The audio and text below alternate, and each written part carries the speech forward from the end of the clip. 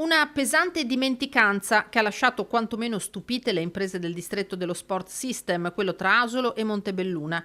Usa parole diplomatiche, ma lo scontento è evidente. Il presidente di quello specifico mandamento di Confartigianato, Fausto Bosa, commentando l'esclusione di Treviso dal tragitto della fiamma olimpica. I tedofori partiti da Olimpia gireranno l'Italia e il Veneto, calpestando il suolo di 5 province su 7, tagliando fuori la Marca e Rovigo. Bene che passi per tutta l'Italia questo simbolo di sport, di pace, di unione, però non passare sulla provincia di Treviso, che è la provincia dello sport, e in particolare nella zona di Asolo Montebelluna, che è il distretto dello sport system riconosciuto a livello mondiale come proprio dedicato agli sport di montagna, agli sport invernali. Ci sembra che sia una dimenticanza e speriamo che qualcuno possa anche fare delle piccole variazioni sul tracciato per farla transitare in queste terre. Eppure per la Marca passeranno nei giorni delle Olimpiadi invernali di Milano Cortina 2026 migliaia di persone tra atleti e visitatori, gli aeroporti di Verona e Venezia a fare da volano, la pedemontana a indirizzare il popolo olimpico verso il bellunese. Assurdo aver escluso il trevigiano dal tragitto della fiaccola.